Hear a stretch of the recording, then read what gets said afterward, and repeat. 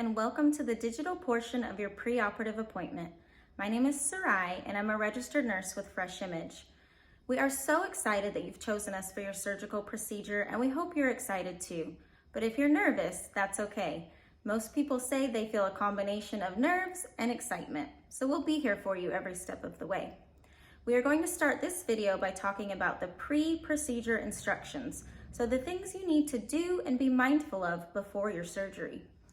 In your folder, you should have received a list of vitamins, supplements, and medications that cause bleeding and bruising.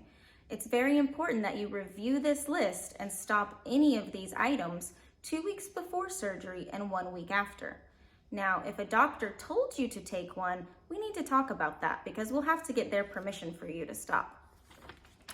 Next, we will talk about the actual instructions that you need to follow before your surgery.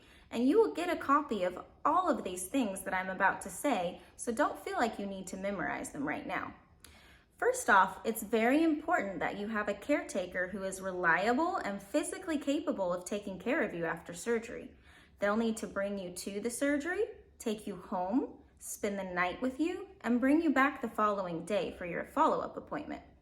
When you come into the office, we will give you the dates and times of all of your follow-ups. So don't worry about that right now.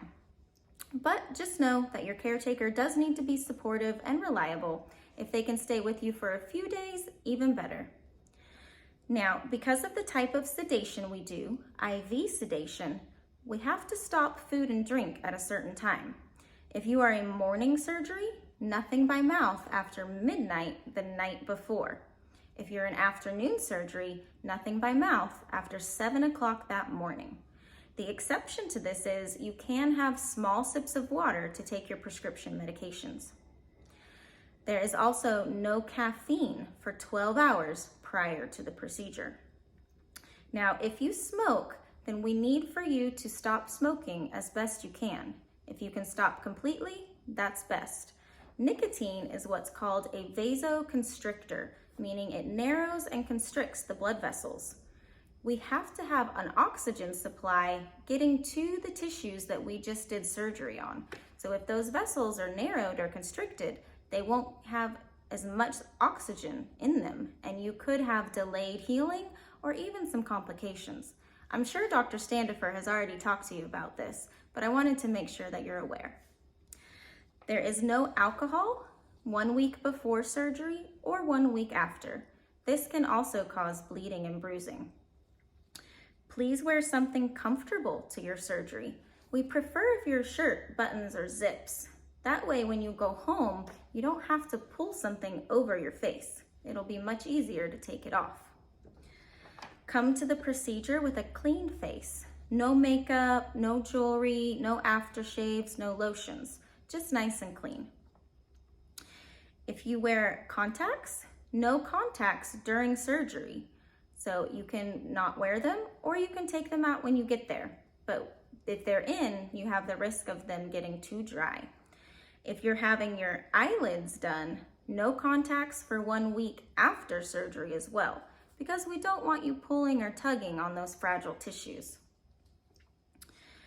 Be hydrated leading up until the surgery. This doesn't mean you have to go crazy with it, but just drink a normal, healthy amount of water. And then remember to stop at the designated time. No hair color for 1 month after surgery. So if you need to do that, do it right before. We don't want to risk any chemicals or dyes getting into any of those incisions. Some things to have with you at home or at the hotel or at your friend's house, wherever you're staying, you want to make sure you have some extra strength Tylenol. We will give you prescription pain medication, but most people don't take that for more than a day or two. So the Tylenol will be a good supplement. Also make sure you have some hydrogen peroxide to clean your incisions with. And we'll go over all of that with you and teach you how to do it. Just make sure you have it. Also have extra ice, extra gel packs, extra Ziploc bags, because you'll need to ice the area for about 3 to 4 days. And I'll talk more about that in another video. If you have acrylic or gel fingernails, please remove one from your left index finger. That will allow us to better monitor your oxygen saturation during surgery. The polish and the acrylics can make that process more difficult. For your prescriptions, we will send all of these electronically into the pharmacy of your choice, but just know that everybody gets an antibiotic. It's a different antibiotic depending on your health history, your allergies, etc. So we'll tell you about that at your appointment. We will also give you some pain medication. And again, that varies depending on the person, so we'll tell you. But everybody will get some nausea medication because truthfully, nausea can be a bigger complaint than pain. So we will do a nausea pill as well as a nausea patch. It's called a scopolamine patch. And you're going to place that patch on your upper chest approximately 12 hours prior to your surgery. This really helps prevent nausea and vomiting, and you can leave that on there for up to 3 days. Depending on your health and your procedures, some people might get some additional medications, but we'll go through those with you at your appointment. That's it for this video. Please let us know if you have any questions and feel free to watch this video again. We'll see you soon.